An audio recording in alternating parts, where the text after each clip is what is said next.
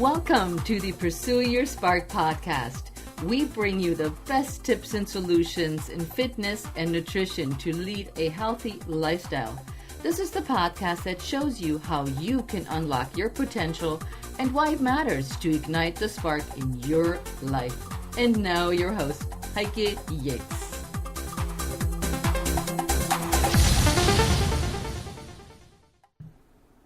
Well, hello there, and welcome to another episode of the Pursue Your Spark podcast. I'm your host, Heike Yates. Before we get started, I wanted to thank you for listening to my podcast. It means the world to me.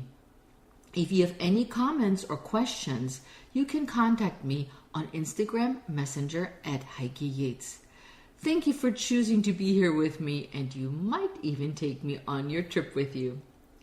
Today's episode number 23 is all about how to take the stress out of planning your vacation. Summer is here, and in many countries around the world, it's vacation time. Everyone is ready to get out of Dodge, but the pre-planning is so stressful. Some people don't even want to deal with all that stress and opt for a staycation. Who wants to go on vacation with all those stressors looming over ourselves? So let's dive into how to take the stress out of going on vacation and plan it the right way without feeling overwhelmed. But I also want to tell you I have a special freebie for this week's episode, and I will tell you about it later. I grew up in Europe, and we get 6 weeks of paid vacation, and nobody blinks an eye, even taking off 4 weeks at a time, including the employer. I never thought twice about taking an extended vacation. You feel so refreshed and newly energized after you get back. It really feels like you've been away from it all. However, here in the States, it's a bit different. And many people take 10 days off work for an entire year to go on vacation, and everybody is so stressed about going on vacation. So here's some of the statements I hear often. I don't have time. You don't have to go for a long time. I don't have money.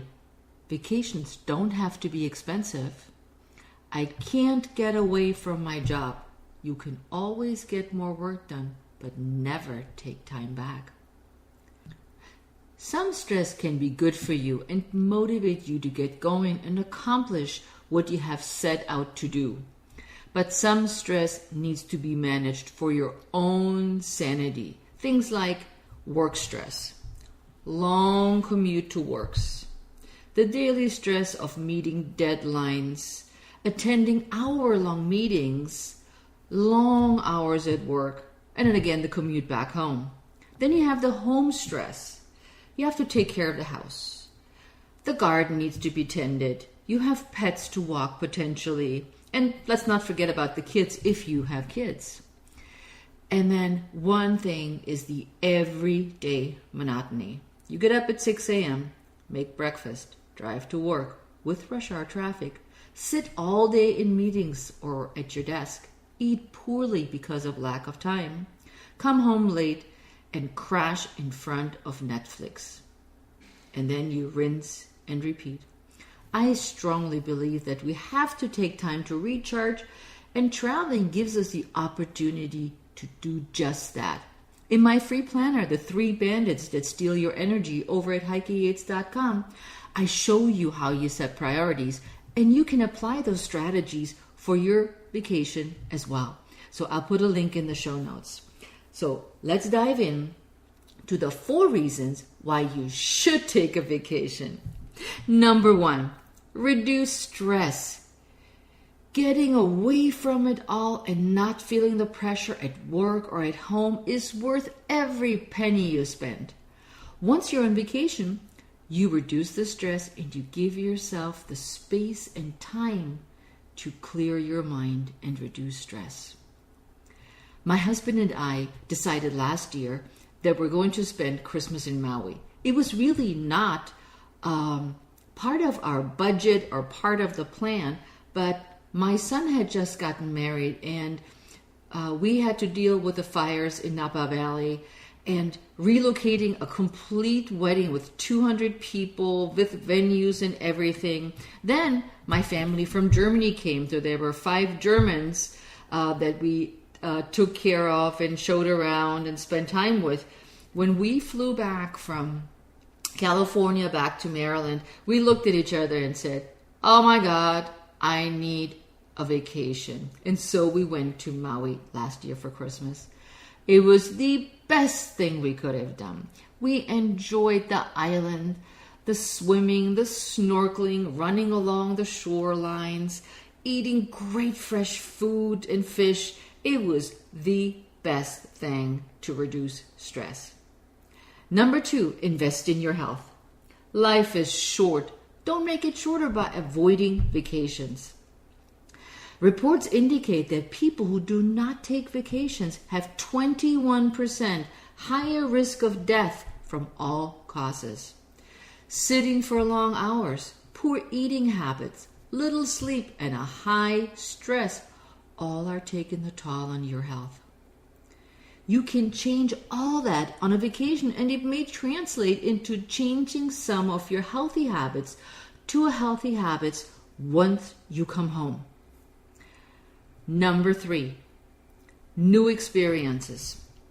Traveling to a new location, you experience different cultures, their way of living, learn maybe a new language. It's so much fun. You can tell I love traveling. I always have. You can explore new terrain and activities specific to the country you visit. Since, as you know, I love to eat, but I can't cook, but my husband is the chef. Eating is always a big part of our vacation, and I love trying new foods.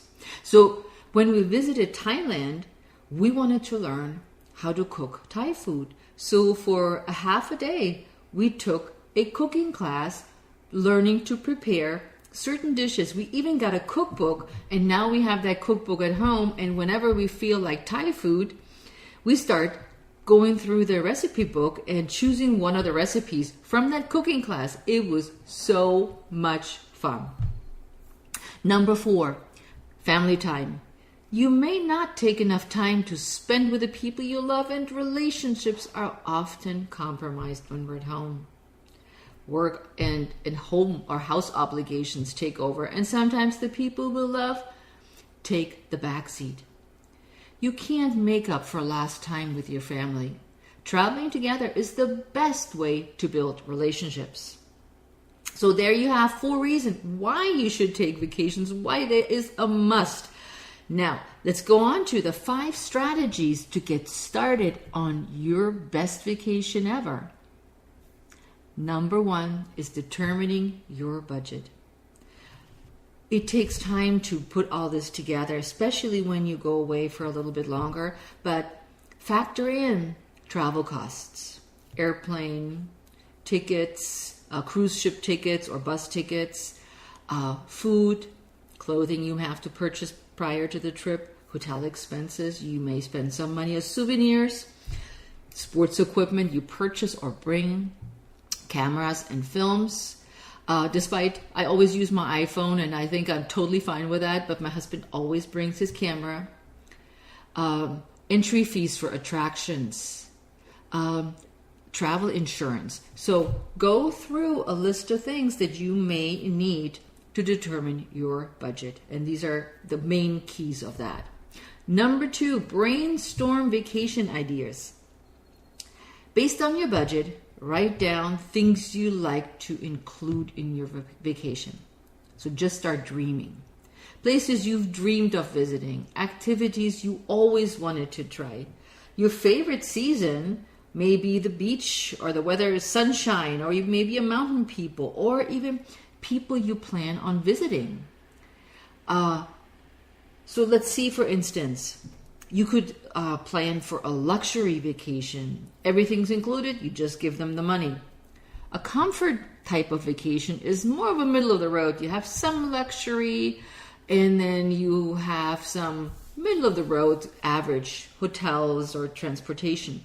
The adventure travel, definitely my favorite, where you sometimes have to wing what's going on, or simply road trips. Pack the car, and get going. But decide on what you really want to do. So I love to travel, as I said before, and I like to go on vacation with a single destination in mind and perhaps a place to stay for the first days. And then I will explore and see what I like to do next. All I know is I have a round trip ticket, but the rest is sort of whatever happens is I'm just going to go with the flow. Now, my husband Jan is the opposite. He likes to have most things planned to the T, and he wants a comfortable bed to sleep at night. I'm happy to rough it and make do with what I find or can afford along the way. So we had to make some compromises in our vacation planning. We now combine my thirst and adventure and his desire for comfort, but it took a while to find a good place, and our trip to Peru up in Machu Picchu was a great example of that. We were hiking Machu Picchu, and we had to spend 3 nights in a tent. He did not like this at all, whereas I just made do. But again, it's different desires. But he made sure on our trip that after the hike, we had a super comfortable bed with a hot shower and a great restaurant to eat afterwards. So think about what it is that you want to do and how you can compromise with your partner. Number 3 is researching your options online. This is such a game changer. Back in the days, we would go to a travel agent to plan the trips and have them help us do everything else. Now with the internet, you can book your plane tickets, your trips, for the most part. Sometimes you still need help, but compare your options and find the best travel options between your desires and your budget. Try to find maybe 2 to 3 potential itineraries. For instance, if you're planning of or dreaming of surfing in Hawaii, you might check out different islands and find the option that fits your budget. Or for adventure travel with animals and an unlimited budget, a luxury African safari might be the ticket for you. If you're not the planning type, look into 2 to 3 tour companies that offer what you're looking for.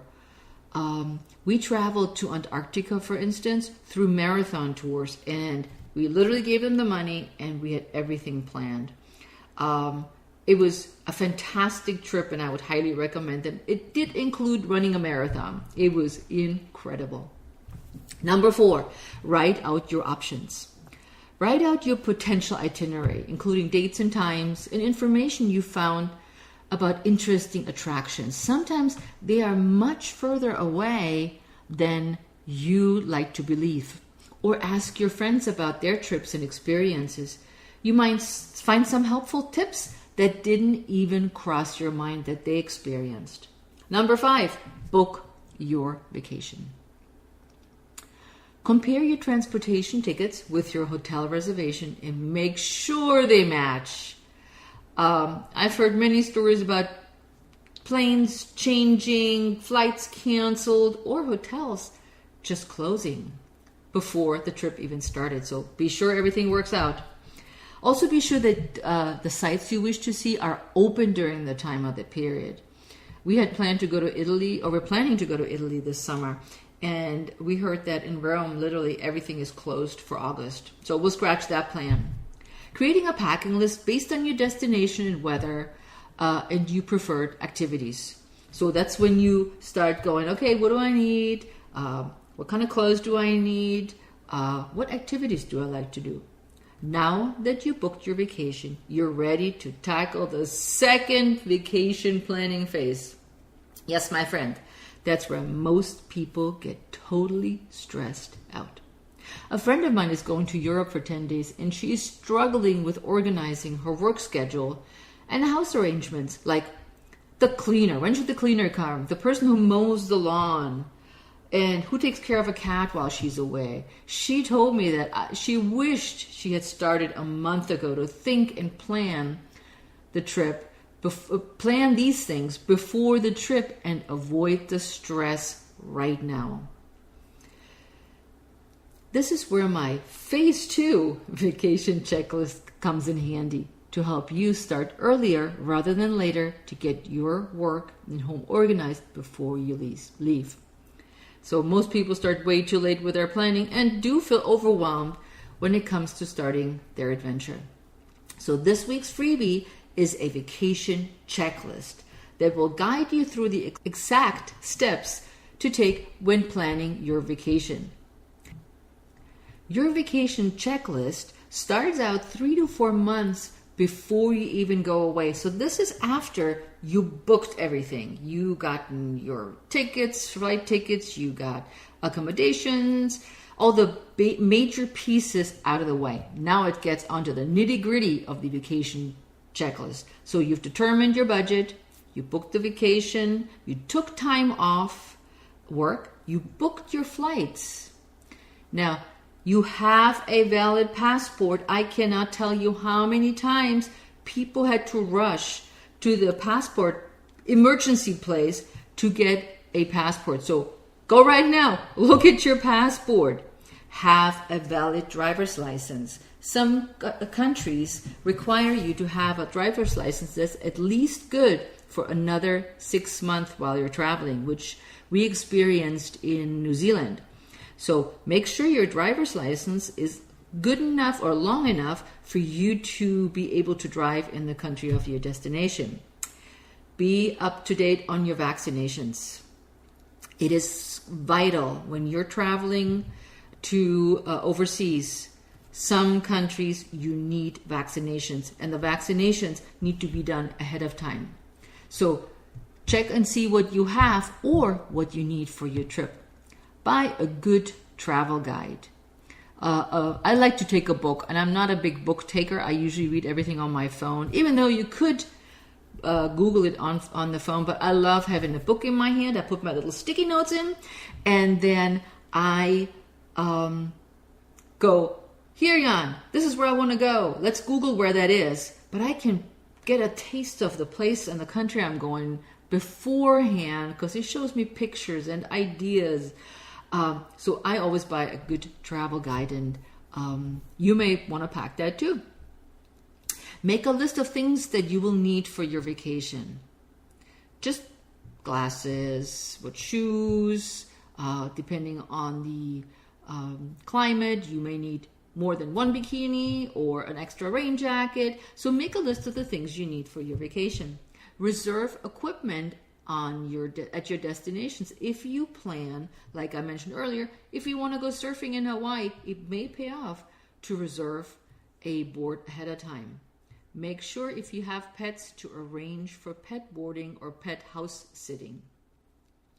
So these are some of the big ones, right? 3 to 4 months out before you go. So check that list off. You know you have your checklist.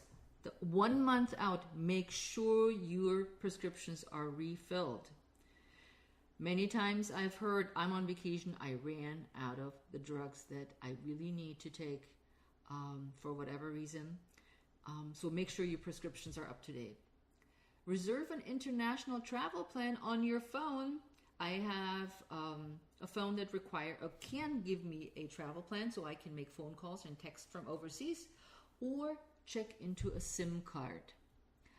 Alert your bank or credit card that you will travel. I know they're saying now, many banks say, oh, we don't need this anymore. When we were in New Zealand, my credit card did not work. And I followed the do not tell me I'm on vacation thing. And I stood basically at the airport in New Zealand, having to call the 1-800 number and talking to whoever without having any information in my hands. And they said, oh, we just wanted to make sure that you are you. So check with your bank and your credit cards and tell them whether they require you to tell them or not. That's my tip. Okay, then go shopping for the last items on your list, which may be sunscreen, for instance. Know what charges are being used in the country of your travel. Not everybody has our plugs like we have in the United States. So make sure that you have maybe a travel kit that includes it, but definitely make sure you bring your chargers. Buy books for your vacation, as I said earlier, I prefer ebooks. They take up less space and are easier to handle. One thing that I always have with me is a first aid kit. It's really small, but I highly recommend that you bring one with just the basic essentials.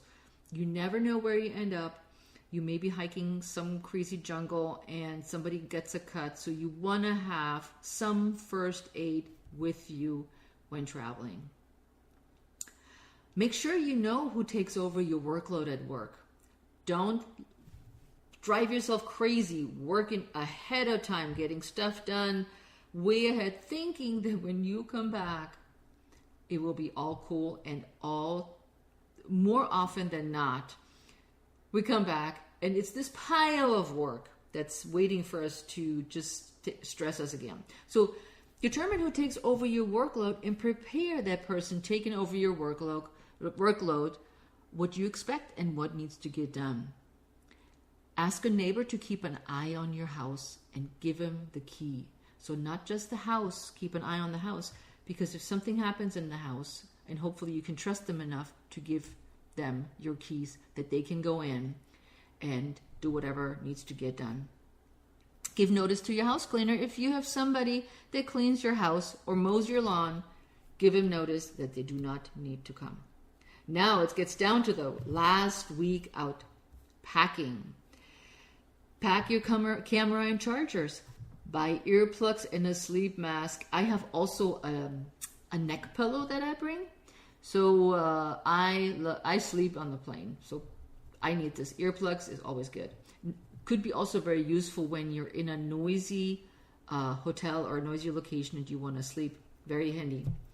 Give family members your contact information. Don't let them guess where you are. You may even want to give them your itinerary and phone numbers where you can be reached. Like in our Alaska trip, we were without internet for about a week, but my family knew that they could reach that one person on the boat to give us any emergency information or anything that they needed through that person. So that's a must in my opinion.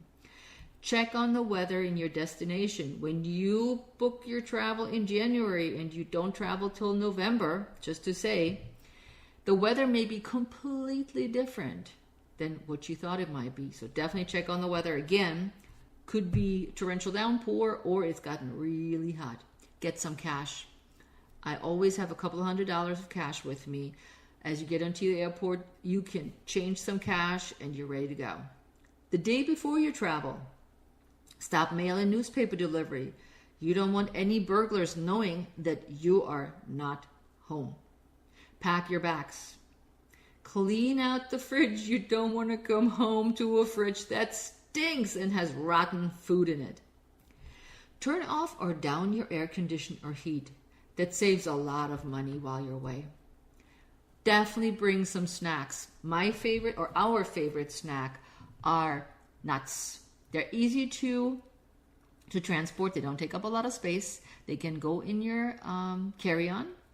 And if you're stuck somewhere where there is no food, you have a snack. So don't eat it while you're on the plane, unless you're stuck on the plane. So buy snacks. Charge your electronics so you're ready to go. So these are my tips on how to take the stress out of planning for your best vacation ever. And then this week's freebie is the vacation checklist that I just went through with the exact steps on how to plan your vacation without going crazy. So there you have it. How to take the stress out of planning your best vacation ever. Get started with the 5 strategies to plan your best vacation ever by determining your budget. Number 2, brainstorm vacation ideas. There's so many good things to do. Number 3, research your options online. Write out your options. And number 5, book your vacation. And then you use your nifty cheat sheet to help you out with the rest. I hope you will have a wonderful vacation, and I want to hear all about your trip and what new places you explored. So that's it for today. Until next time, ciao.